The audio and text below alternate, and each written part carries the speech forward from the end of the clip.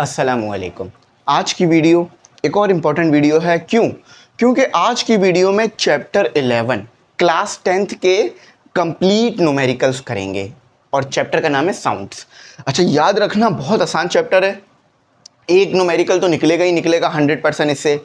तो ये चंद मिनटों की वीडियो देख लो, कुछ घंटे से कम की होगी, तो आपके ना एक न्यूमेरिकल निकल जाएगा और आपको बड़ा फ़ायदा हो जाएगा बोर्ड एग्जाम के अंदर। ठीक है। अच्छा, हम जो है कौन कौन से न्यूमेरिकल करेंगे जो कि चैप्टर के एंड में दिए हुए, सही, और वर्क एग्जाम्पल वाला न्यूमेरिकल भी करेंगे और सेल्फ असेसमेंट वाला न्यूमेरिकल भी करेंगे। यानी जितने भी न्यूमेरिकल कहीं भी मौजूद है ना चैप्टर के अंदर, तमाम कवर एक ही वीडियो में कर लेंगे। तो चलो इसको जो है वो स्टार्ट करते हैं और इसको जो है वो अच्छी तरह से जो है वो समझते हैं। आप लोग इसको कॉपी में अपने पास नोट डाउन करते रहना, ताकि आप लोगों को जो है ना इन द एंड जब पेपर करीब आ जाए ना तो रिवीजन में मसला ना हो। क्योंकि मैं सारे न्यूमेरिकल एक जगह करा तो रहा हूँ, मगर आप अपने पास लिखोगे नहीं ना तो फिर ये होगा इन द एंड फिर आपको समझ नहीं आएगा यार ये मैंने पढ़ा था या नहीं पढ़ा था, मुझे याद भी नहीं आ रहा। तो कॉपी में लिखा होगा तो फ़ौरन रिवीजन हो जाएगा, फ़ौरन याद आएगा। ठीक है। अच्छा, यहाँ पर मैं एक चीज़ और कहूँगा कि यार आप लोग ग्रुप में ज़रूर ऐड हो जाना। ग्रुप हमारे बन गए हैं, फ़ीस इसकी 3000 है पूरे साल के लिए। ठीक है, जिसमें ये तमाम न्यूमेरिकल क्लासेस, न्यूमेरिकल का सॉल्व और इसके अलावा गेस्ट पेपर का सॉल्व, मॉडल पेपर का सॉल्व, टेस्ट और लाइव सेशन रिकॉर्डेड सब मिलेगा। घर बैठ के पूरी बोर्ड एग्जाम की तैयारी कर सकते हो आप लोग ईजीली। चलो स्टार्ट करते हैं। ठीक है, स्टार्ट करते हैं और देखते हैं कि हमारे को आगे जो है वो क्या कहा जा रहा है।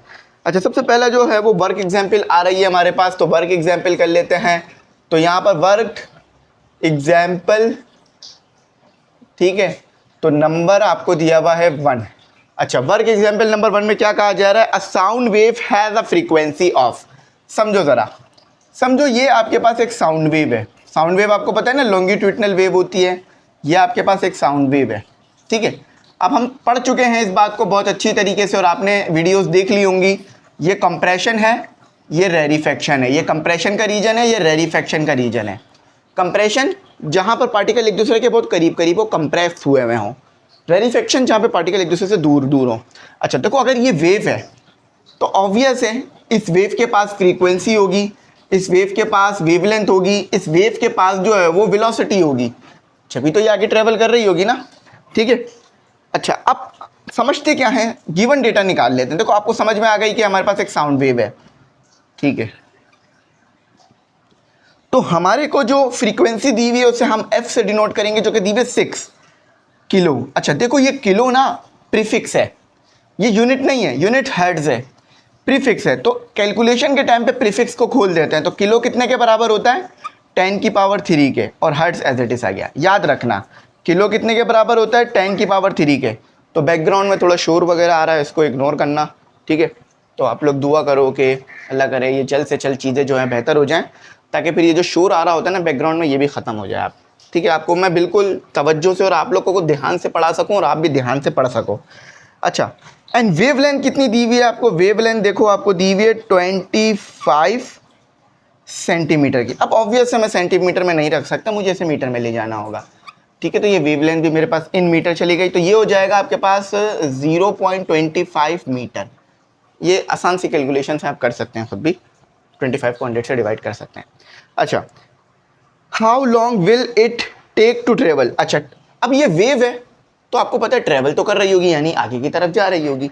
अच्छा, तो आपसे ये पूछ रहे हैं कि यार ये वेव कितने टाइम में, ये वेव कितने टाइम में ट्रेवल करेगी 1.5 किलोमीटर का डिस्टेंस।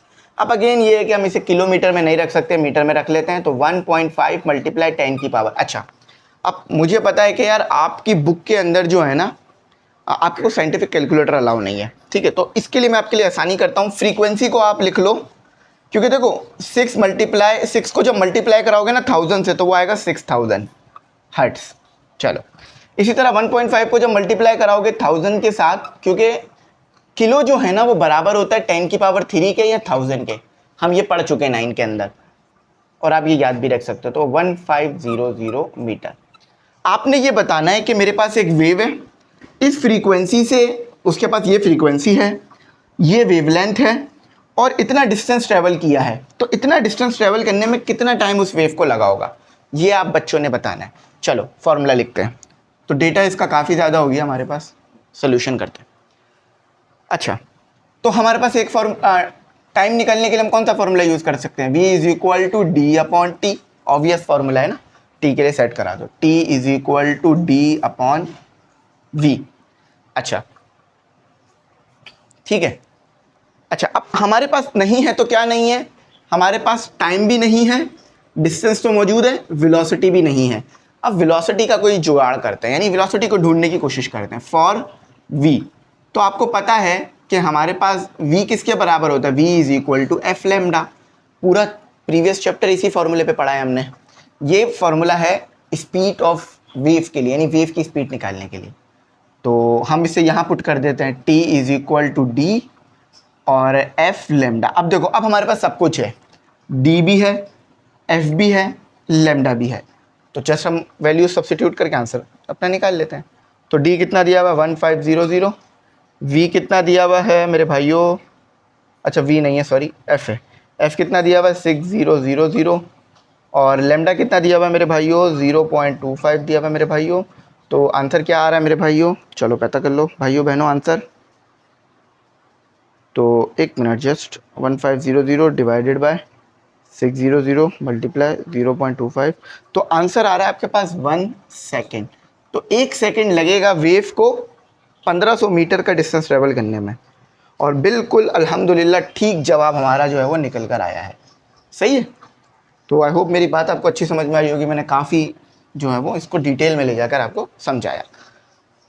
हमेशा ना ये कर लिया करो कि क्या चीज़ आपके पास अवेलेबल है क्या नहीं है, तो फिर उससे आपका न्यूमेरिकल आसान हो जाता है, काम आसान हो जाता है, बेसिक वर्ड।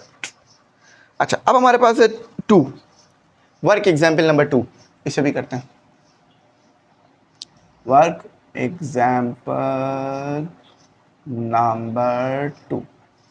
अच्छा, एक करते हैं हम, पहले हम पढ़ लेते हैं। Calculate the speed of sound in air. देखो समझो ये एक साउंड वेव है, ये एक साउंड वेव है, ठीक है।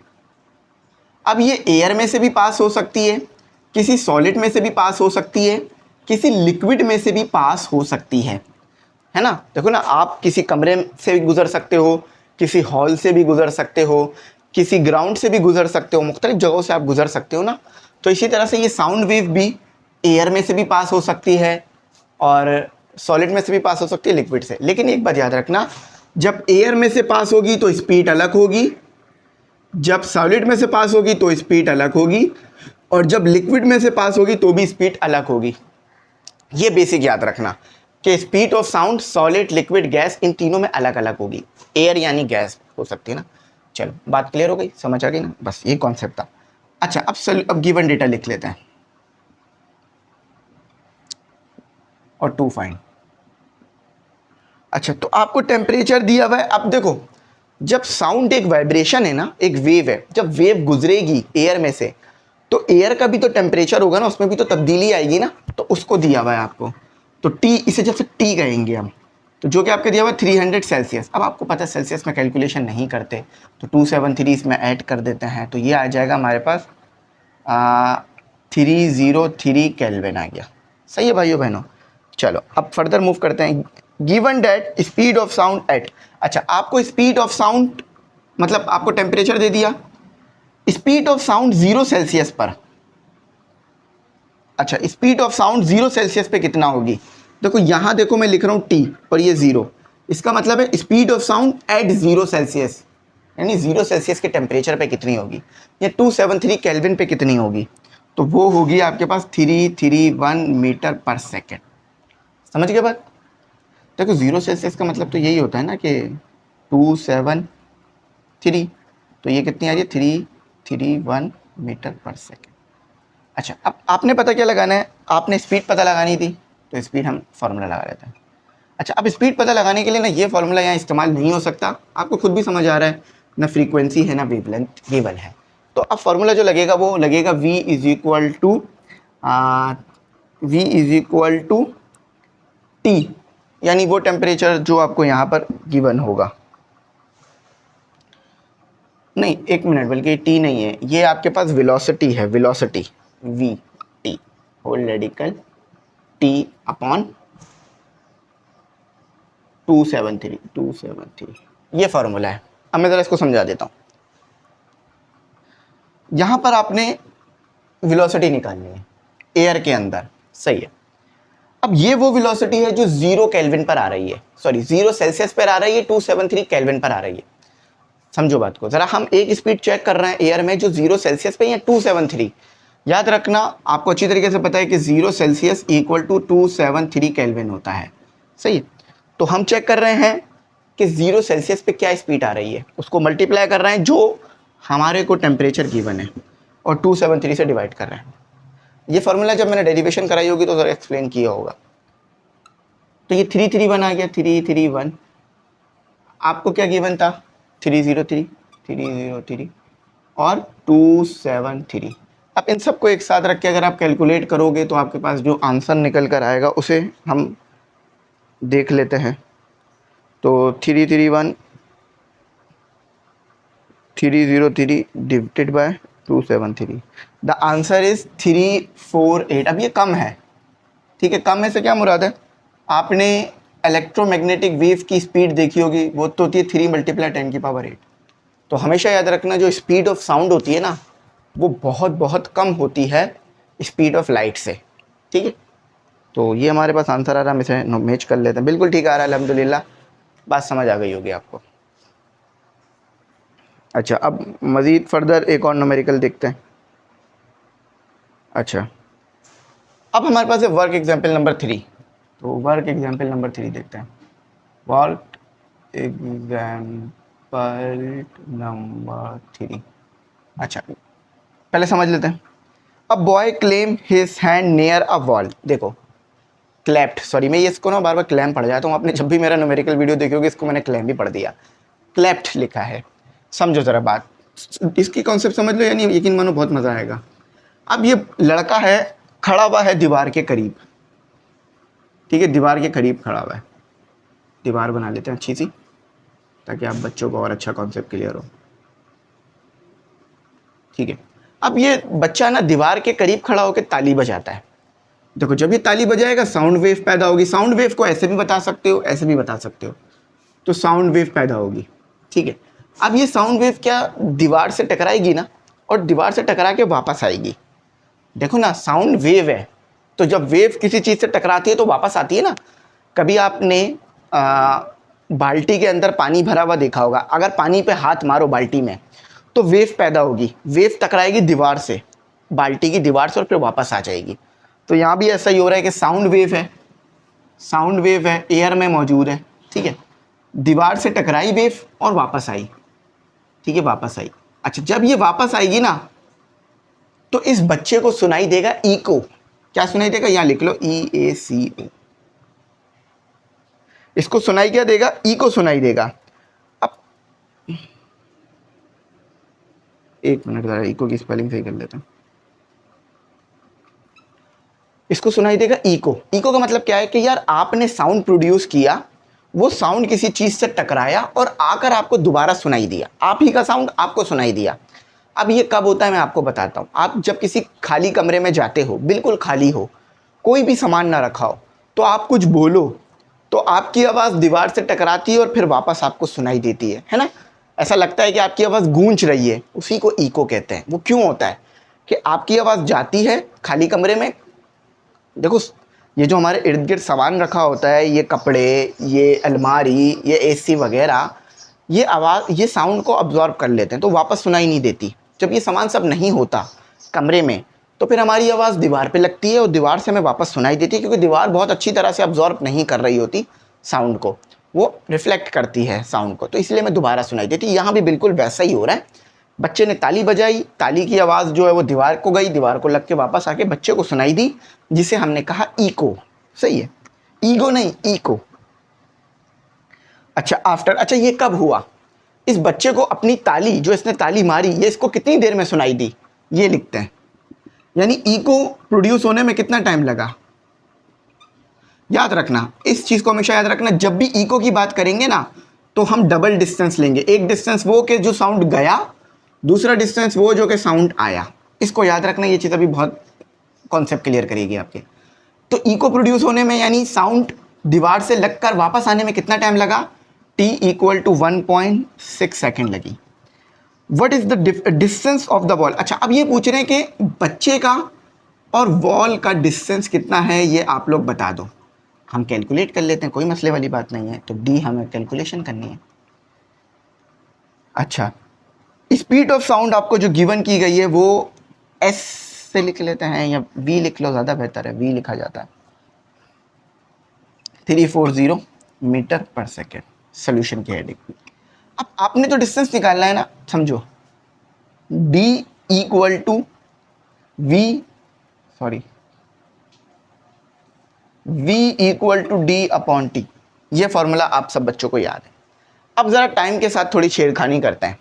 ये वो टाइम है जो कि लगा आपकी आवाज़ को दीवार तक जाने में और दीवार से वापस आने में। तो अगर मैंने ये वाला टाइम रखा तो मैंने डबल डिस्टेंस पता कर लिया, है ना। ज़रा बात सोचो, ज़रा मेरी बात समझो।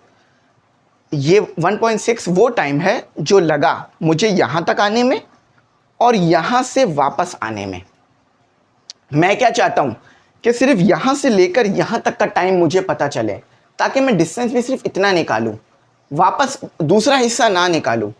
देखो समझो ज़रा, अगर मैंने यहाँ से यहाँ गया, ये टाइम हो गया मेरे पास 1 सेकेंड, यहाँ से यहाँ आया, ये हो गया 2 सेकेंड। अगर मैंने 2 सेकेंड को अपनी स्पीड से डिवाइड करा दिया, मल्टीप्लाई करा दिया, तो ये तो वो टाइम निकल आएगा जो मुझे यहाँ से वहाँ और वहाँ से यहाँ, और डिस्टेंस भी वो निकल आएगा जो मुझे यहाँ से वहाँ और वहाँ से यहाँ आने में लगा, है ना। तो मैं क्या चाहता हूँ, सिर्फ यहाँ से वहाँ तक का डिस्टेंस पता लगाऊँ, क्योंकि मुझे सिर्फ बच्चे से दीवार तक का डिस्टेंस पता लगाना है। वापस दीवार से बच्चे तक का आने का डिस्टेंस नहीं होना है, तो डबल डिस्टेंस हो जाएगा। तो मुझे क्या करना होगा, मुझे या तो टाइम को 2 से डिवाइड करना होगा, या जो मेरा डिस्टेंस आएगा उसको 2 से डिवाइड करना होगा, ताकि सिर्फ इतना टाइम मिले, मुझे इतना टाइम मिले। तो मैंने क्या किया, t is equal to 1.6 divided by 2, तो t is equal to I think 1.8 आएगा मेरे पास, ठीक है। सॉरी 1.8 नहीं आएगा, 0.8 आएगा। तो V T D D is equal to, तो वी कितना, स्पीड तो कोई मसला नहीं है, स्पीड तो सेम ही रहेगी, तो 0.8। आप जो बुक में आंसर देख रहे होगे वो अलग होगा, और फिर 2 से डिवाइड करोगे तो मेरा जैसा आंसर आएगा, तो 272 मीटर, ठीक है। याद रखना, फिर बता रहा हूँ, अगर मैंने यहाँ से लेकर यहाँ तक का टाइम ले लिया तो डबल डिस्टेंस आ जाएगा, ठीक है। वो आप करके भी देख सकते हो। तो आपको 2 से डिवाइड करके निकालना होगा। तो 272 बिल्कुल करेक्ट आया। कॉन्सेप्ट क्लियर हुआ होगा, आई होप। कॉन्सेप्ट अगर क्लियर नहीं हुआ तो मज़ा मुझे भी नहीं आता पढ़ाने का, आपको पढ़ने का मज़ा नहीं आएगा, मुझे पढ़ाने का। अच्छा, अब हमारे वर्क एग्जाम्पल्स के न्यूमेरिकल्स डन हो गए हैं। सेल्फ असेसमेंट में यहाँ कोई न्यूमेरिकल नहीं है, तो वो हम नहीं करेंगे। जब न्यूमेरिकल है ही नहीं तो फिर करने की ज़रूरत भी नहीं है मेरे बच्चों, ठीक है। चलो आ जाओ, आगे चलते हैं।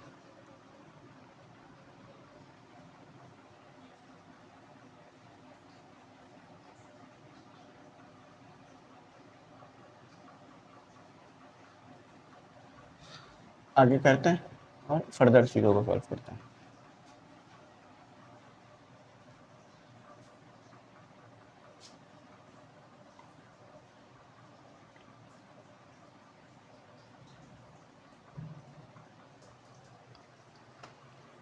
अच्छा, अब आगे हमारे पास जो न्यूमेरिकल हैं वो आपको आपकी बुक के एंड, मतलब चैप्टर के एंड में गिवन किए गए हैं, सही है।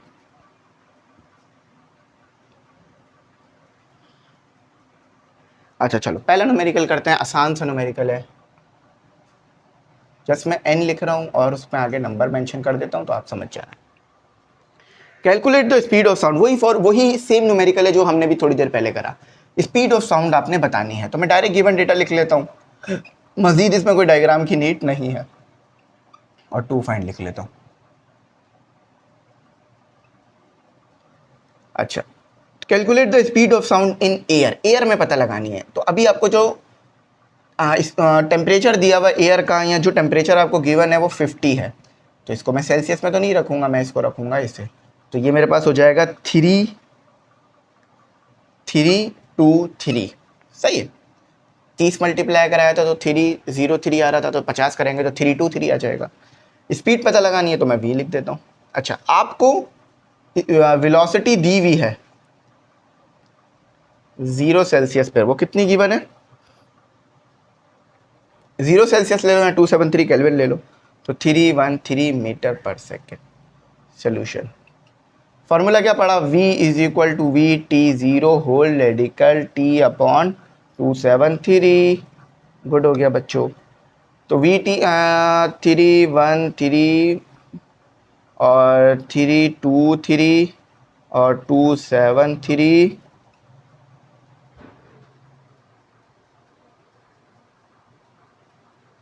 तो 331, तो 323 373 सॉरी 273, तो आपके पास आ रहा है 360। वेरिफिकेशन कर लेते हैं कि सही आया गलत है। अमूमन तो सही आया होगा, सब तो हमने सही रखा है। हाँ बिल्कुल सही आया और बिल्कुल सेम एज इट इज ही आ रहा है। सही है, परेशान तो नहीं हो रहे ना, ये मेरे फार्मूला हम समझ चुके हैं इससे पहले वाली वीडियोस में, तो मुझे ये होप है कि आप लोगों को ये समझ आ रहा होगा। अच्छा अब देखते समझते हैं।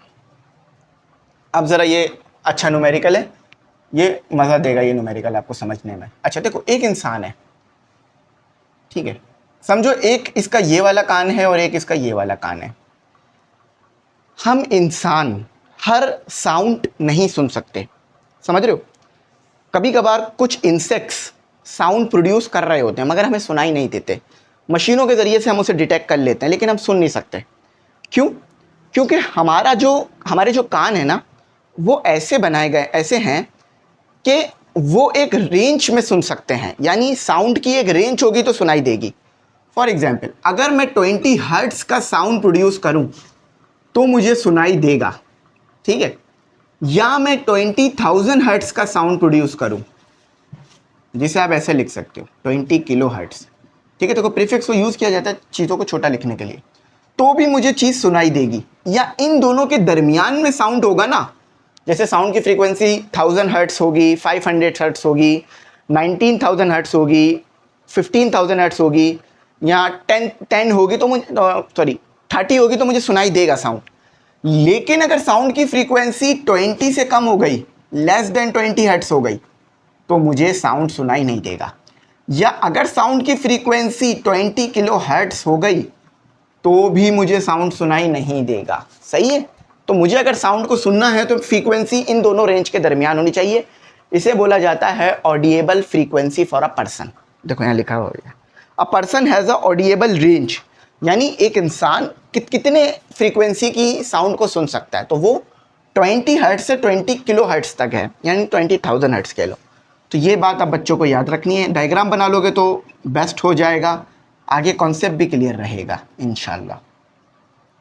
तो मैंने बता दिया ना, एक आपके पास हो गई फ्रीक्वेंसी जिसे हम लोअर फ्रीक्वेंसी लिख लेते हैं जो कि 20 हर्ट्ज की आ गई। एक हम हाई फ्रीक्वेंसी लिख लेते हैं जो कि 20,000 हर्ट्ज की आ गई। चाहो तो इसे किलो हर्ट्ज भी लिख सकते हो, 20 किलो हर्ट्ज। अच्छा, what are the distinguishing wavelength, आपको वेवलेंथ बतानी है। किस पर? इस पर भी वेवलेंथ क्या है, यानी लोअर फ्रीक्वेंसी पर क्या वेवलेंथ आ रही है, हायर फ्रीक्वेंसी पर क्या वेवलेंथ आ रही है। सॉरी, ये तो मैंने वेवलेंथ की वजह चक्कर में वो लिख दिया। हायर फ्रीक्वेंसी पे क्या वेवलेंथ आ रही है, लोअर फ्रीक्वेंसी पे क्या वेवलेंथ आ रही है, ये बताना है। इस फ्रीक्वेंसी पे क्या वेवलेंथ है, अलग अलग होगी वेवलेंथ, फ्रीक्वेंसी और वेवलेंथ डिपेंड करता है ना। वेलोसिटी सेम होगी और जो कि आपको दी हुई है 340 मीटर पर सेकेंड। सोल्यूशन करते हैं। सबसे पहले फ्रीक्वेंसी हम पता लगाते हैं लोअर पर, मतलब वेवलेंथ पता लगाते हैं। तो v is equal to F lambda, general formula है, तो लेमडा के लिए सेट करा दो तो ये v आ गया। देखो v तो सेम रहेगा चाहे फ्रीक्वेंसी कोई भी हो, और ये l आ गया, लोअर पे सुनना चाह रहा है। 340 और 20, तो डिवाइड करा देते हैं, हमें लोअर पे मिल जाएगी, ठीक है। तो 340 डिवाइडेड बाय 20, सॉरी 17 मीटर आ रही है, सॉरी वेवलेंथ आ रही 17 मीटर की। सही है, ये लोअर के लिए था। हायर के लिए काम करते हैं, फॉर हायर फ्रीक्वेंसी।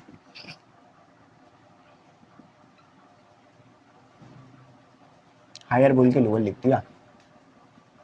तो v देखो कितना दिया हुआ है, वही v सेम रहेगा, v चेंज नहीं होगा।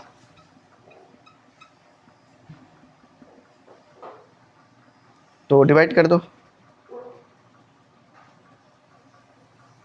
तो ये आ रहा है 0.017, इसको मैं मिली लिख सकता हूँ, तो 17 मिलीमीटर। देखो मिली कैसे लिखा, 1 2 3, 17 की पावर 3 -3, तो -3 किसके होता है, मिली के बराबर होता है, सही। तो एक आ रही है 17 मीटर जब आपके पास फ्रीक्वेंसी लोअर में है, और एक जब हायर में है तो आ रही है 17 मिलीमीटर। मिलीमीटर और मीटर में फर्क रखना। चलो बच्चों, now we move numerical number 3। अच्छा, इसको भी समझना, ये भी बड़ा मजे का न्यूमेरिकल है, और आपने कभी ये होते हुए देखा तो नहीं होगा, लेकिन ये मजे का न्यूमेरिकल है। अ शिप यूज अल्ट्रासोनिक पल्स, यानी एक शिप है, समझो समंदर के अंदर है, और समंदर के नीचे मौजूद है सबमरीन। समंदर के नीचे मौजूद है सबमरीन, और समंदर के ऊपर मौजूद है शिप, और ये शिप है वॉर शिप। ये वॉर शिप है, इसके ऊपर वॉर का सामान है। आपने देखा ना, नेवी यूज़ करती है, वॉर शिप यूज़ करती है, सबमरीन यूज़ करती है, ताकि अपने समंदरों को प्रोटेक्ट किया जा सके, किसी को बगैर इजाज़त अपने समंदर के अंदर ना आने दिया जा सके। तो a ship use ultrasonic pulse to measure the depth of the submarine. अच्छा, अब यहाँ पर एक साउंड प्रोड्यूस करने वाला सिस्टम लगा हुआ है शिप में, ये साउंड प्रोड्यूस कर रहा है अल्ट्रासोनिक। अब ये क्यों कर रहा है साउंड प्रोड्यूस, ताकि साउंड पानी के अंदर जाए, साउंड पानी के अंदर मूव करता है, ठीक है, और पानी में अगर कोई चीज़ है उससे टकराकर वापस आ जाए। अगर पानी में कोई चीज़ नहीं होगा तो साउंड नीचे जाता रहेगा, पानी में अगर कोई चीज़ मौजूद हुई तो वो टकराकर ऊपर आ जाएगी, टकराकर ऊपर आ जाएगी वेव, साउंड वेव ऊपर आ जाएगी, और शिप में ऊपर बैठे कैप्टन को पता चल जाएगा नीचे कुछ है। ज़रा समझो हो क्या रहा है, किताबी बात भी समझ आएगी, पहले ये समझो। एक वॉर शिप मौजूद है, जंगी जहाज़ मौजूद है, उस शिप ने अल्ट्रासोनिक वेव निकाली ताकि चेक कर सके, क्योंकि किसी इंसान को नीचे तो नहीं भेजा जा सकता ना हर बार, तो अल्ट्रासोनिक वेव निकाली ताकि नीचे कोई है तो नहीं चेक कर सके। तो साउंड प्रोड्यूस हुआ, नीचे गया, नीचे सबमरीन थी, अगर सबमरीन ना होती तो वेव नीचे आ जाती, ऐसे चली जाती, ठीक है, लेकिन सबमरीन मौजूद थी नीचे। सबमरीन के होने की वजह से साउंड सबमरीन से टकराकर वापस ऊपर आ गया। जब वापस ऊपर आया तो यहाँ पर एक डिटेक्टर लगा हुआ होगा, उसने साउंड को डिटेक्ट किया कि यार साउंड टकराकर वापस आ रहा है, तो उसने चेक करा, कैलकुलेशन करी, और कैलकुलेशन करके कैप्टन को बताया कि नीचे सबमरीन मौजूद है। साउंड अगर वापस नहीं आता सबमरीन से टकरा के तो ये डिटेक्टर को डिटेक्ट नहीं होता, लेकिन सबमरीन थी तो जिसकी वजह से साउंड सबमरीन से लगकर वापस रिफ्लेक्ट हो गया, जैसे इको प्रोड्यूस होती है। तो यहाँ यही बात बताई जा रही है। आपने बताऊँ इजी अल्फाजों में क्या बताना है, सबमरीन और इसका डिस्टेंस बताना है। अब इसी को पढ़ते हैं किताब से। Major the depth of the submarine, submarine कितनी डेप्थ में है ये बताना है, डी बताना है, डिस्टेंस ही है ना। बीनीथ द शिप, नीचे, शिप के नीचे, देखो नीचे बनाया ना सबमरीन को मैंने। A sound pulse is transmitted into sea, sound ये साउंड वेव बताई ना मैंने आप लोगों को कि साउंड वेव को समंदर में भेजा जा रहा है। एंड द इको, अब इको क्यों, क्योंकि साउंड टकरा के वापस आ रहा है। सी बेथ इन रिसीव आफ्टर, अच्छा अब ये साउंड वेव कितने टाइम बाद वापस मिली हमें, गिवन डेटा टू फाइंड। देखो साउंड वेव हमने प्रोड्यूस करी, तो साउंड वेव कितने टाइम बाद वापस आई, 40 मिली सेकेंड बाद वापस आई। अब देखो मिली तो नहीं लिख सकते, इसको अगर मैं डिवाइड करा दूं 1000 से तो मेरे पास कितना हो जाएगा, 0.04 सेकेंड। देखो मिली को ख़त्म करना है क्योंकि मुझे साउंड टाइम सेकेंड में चाहिए, तो अगर मुझे मिली को ख़त्म करना है तो 1000 से डिवाइड करना होगा, तो डिवाइड करोगे तो 0.04 आ जाएगा। अच्छा, अब वेलोसिटी कितनी है जो हम साउंड प्रोड्यूस कर रहे हैं उसकी वेलोसिटी बहुत ज़्यादा होती है, तो वेलोसिटी कितनी है 1400 मीटर पर सेकेंड। ठीक है भाइयों बहनों, अब आपने क्या बताना है, मैंने बताया ना डिस्टेंस बताना है, यानी डेप्थ बताना है कि कितने डेप्थ में सबमरीन मौजूद है। तो देखो अब सिंपल समझ में आ रहा है कौन सा फॉर्मूला लगेगा, B is equal to D upon T, B T is equal to D, D is equal to 1400 0.04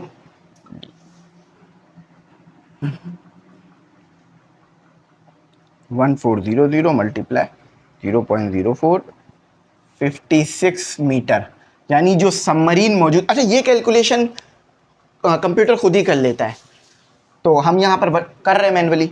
तो सबमरीन जो मौजूद है वो हमारे पास 56 मीटर नीचे मौजूद है शिप से, तो अब ये अगर सबमरीन, अगर इस सबमरीन ने कोई, अच्छा एक और बात, हाँ अब देखो वही जो पीछे वाला कॉन्सेप्ट था, ये गलत है, डबल है। क्यों डबल है?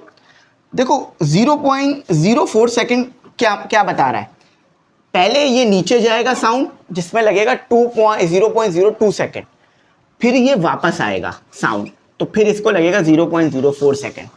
तो ये तो डबल डिस्टेंस नहीं हो जाएगा क्योंकि आपने टाइम डबल रख लिया है। तो अब आपको 2 से डिवाइड करना पड़ेगा, जब आपके पास आएगा, इसको 2 से डिवाइड करता हूँ, 56 डिवाइडेड बाई 2, तो 28 आ रहा है मेरे पास। मैं ज़रा 1 मिनट वेरीफाई कर लूँ। अच्छा एक गलती हो रही है हमसे, ये 8 है, ये 8 है, मैंने इसको 8, कोई मसला नहीं है, मैं पता चल गया तो हमने ठीक कर लिया।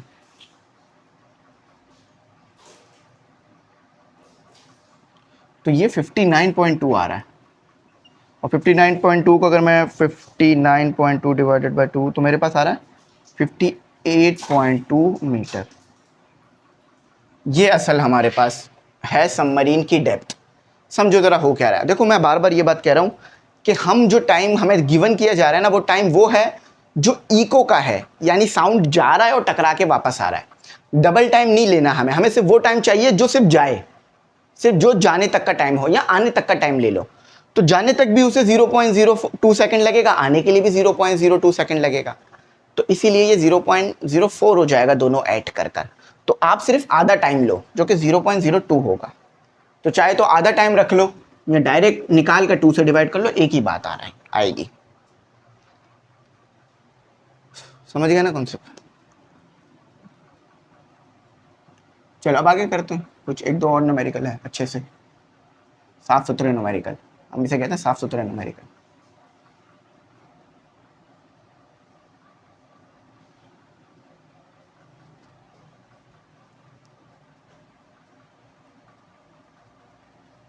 तो शोर जो है वो बैकग्राउंड में मेरे काफ़ी चल रहा है, आप इसको इग्नोर करना, ठीक है?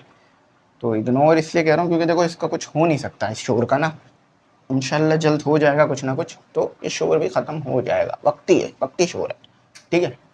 चलो करते हैं आगे। अच्छा ये आई थिंक हमारे पास लास्ट न्यूमेरिकल है, आसान है, कोई नहीं बल्कि हाँ लास्ट ही है, ज़्यादा नहीं गिवन है इसमें, ये पर इसमें पार्ट्स बने हुए हैं काफ़ी ज़्यादा, लास्ट है। अच्छा अब इसको ज़रा समझना,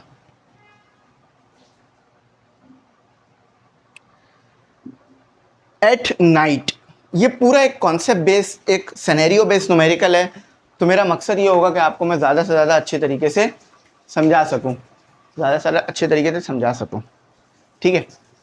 तो गिवन डेटा गिवन डेटा तो कोई फ़ायदा ही नहीं जब तक बात समझना है। देखो हमारे पास एक बेड है, बेड यानी चमगादड़। तो चमगादड़, मेरी ड्राइंग इतनी बुरी भी नहीं है, थोड़ी बेहतर ही है, ये चमगादड़ है समझ लो, ठीक है? और ये इसका शिकार है, एक तितली ले लो, एक तितली ले लो, ये इसका शिकार है, ठीक है? अब चमगादड़ रात के टाइम में कैसे दिखेगी? कोई अपने सर पे टॉर्च लगा के तो चमगादड़ घूमती नहीं है। होता क्या है कि चमगादड़ प्रोड्यूस करती है साउंड। अब ये साउंड इस तितली से, इस तितली को बोलेंगे प्रे, प्रे का मतलब शिकार, ठीक है? ये शिकार है इसका मतलब होता है। अब ये बैड है, चमगादड़ है, वो प्रे, होगा क्या? वही काम होगा जो शिप और सबमरीन में हो रहा था। अब रात का वक्त है, चमगादड़ रात में शिकार करती है, तो अब ये जो साउंड है वो तितली से टकराएगा, टकरा कर वापस आएगा, ठीक है? और चमगादड़ को समझ में आ जाएगा कि आगे कोई शिकार मौजूद है मेरा, समझ गए? अब यहाँ भी कॉन्सेप्ट यूज हुआ इको का। इको का कॉन्सेप्ट बहुत इंपॉर्टेंट होता है, इसको समझना भी बहुत इंपॉर्टेंट होता है। अब देखो गिवन डेटा देखते हैं क्या कह रहे हैं, बस इस चीज़ को याद रखना, अपने दिमाग में सारी बात क्लियर हो चुकी है आपको। अब bat emit a pulse of sound of wavelength. अब देखो मैंने कहा ना इको यानी साउंड प्रोड्यूस हो रहा है।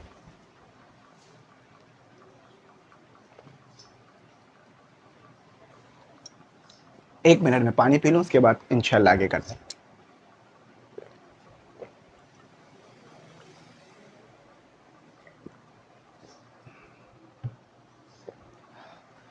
वीडियो जब लॉन्ग फॉर्मेट की होती है ना, तो लॉन्ग फॉर्मेट की वीडियो में ये होता है कि बंदा ना थकता जल्दी है, थक जाता है अमूमन।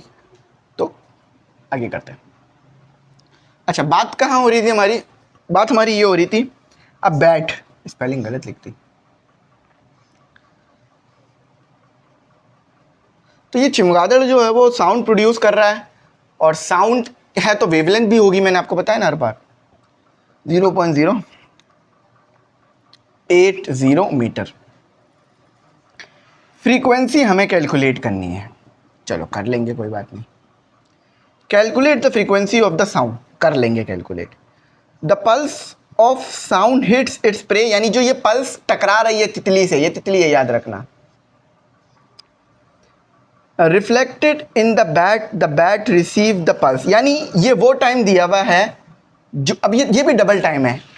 पहले तो चमगादड़ ने साउंड प्रोड्यूस किया, वो तितली से टकराया, और फिर जाकर दोबारा इस चमगादड़ को सुना, तो ये डबल टाइम है याद रखना। तो ये हमें दिया हुआ है 0.10 सेकेंड का। स्पीड जो हमें दी हुई है वो 340 मीटर पर सेकेंड की दी हुई है, ठीक है। यही स्पीड हम यहाँ रख रहे होते हैं अमूमन। अच्छा, अब कैलकुलेट क्या करना है, हमें डिस्टेंस भी कैलकुलेट करना है, बैट का और इस तितली का, ठीक है। दो चीज़ें हमें कैलकुलेट करनी है। अब हम कैलकुलेट करने की तरफ चलते हैं। सबसे पहले हम अपनी फ्रीक्वेंसी पता कर लेते हैं, आसान है। अगर वेलोसिटी नहीं गिवन हो तो 240 रखना। F is equal to, sorry direct नहीं लिख रहा formula, V is equal to F lambda. तो F is equal to V upon lambda, तो 340 डिवाइडेड बाय 0.008, यहाँ भी ज़ीरो लगा लो, एक और ज़ीरो ऐड कर लो, एडिशन कर लो। तो 340 डिवाइड बाय 0.0080, तो फ्रीक्वेंसी तो बहुत ही ज़्यादा आ रही है यार। हाँ, बहुत ज़्यादा फ्रीक्वेंसी प्रोड्यूस हो रही है, इतनी अमूमन हम नहीं देखते हैं, यानी ये इंसान को सुनाई नहीं देगी। देख रहे हो मैंने क्या कहा था, बहुत सारे इंसेक्ट्स, जानवर वगैरह ऐसी फ्रीक्वेंसी प्रोड्यूस करते हैं जो इंसान को नहीं सुनाई देती। अब अगर आप चमगादड़ के सामने खड़े भी हो जाओ ना, तो ये फ्रीक्वेंसी आपको सुनाई नहीं देगी। तो ये अल्लाह ताला ने सलाहियत रखी है ऐसी, जो है जानवरों में और मुख्तलिफ हैवानात में, कि वो कुछ ऐसी पावर से लैस हैं जो उन्हें जीने में मदद करती है। फॉर एग्जांपल एक शेर है, कोई भी इंसान किसी शेर से ज़्यादा मजबूत नहीं हो सकता। शेर आपको पता है कितना ज़्यादा ताकतवर होता है। इसी तरह जराफ है, किसी भी इंसान की गर्दन जराफ जितनी लंबी नहीं हो सकती। तो बहुत सारी सलाहियतें जानवरों के अंदर होती हैं जिनसे वो ज़िंदा रह पाते हैं। अगर वो सलाहियतें उनसे छीन ली जाए तो वो ज़िंदा भी ना रह पाए बेचारे। अब इसको अगर मैं लिखना चाहूँ तो प्रीफिक्स में लिख दूँ तो 42.5 किलो हर्ट्ज़। समझ रहे हो ना कैसे? 1000 अलग कर लो तो ये इतना ही बन जाएगा, दोबारा मल्टीप्लाई कर दो तो ये वापस बन जाएगा। अच्छा, अब हम निकाल लेते हैं फॉर डी के लिए तो आसान है, हमें पता है V is equal to D upon T. अच्छा, हमारे पास D निकालना है ना, तो TV/D। अब अगेन वही बात है कि ये डबल टाइम है, तो जो भी डिस्टेंस है उसको 2 से डिवाइड कराना, तो 0.10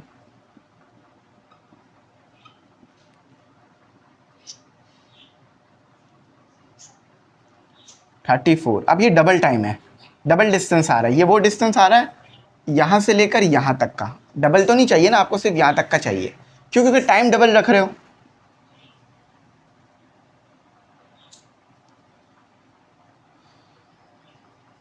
बारह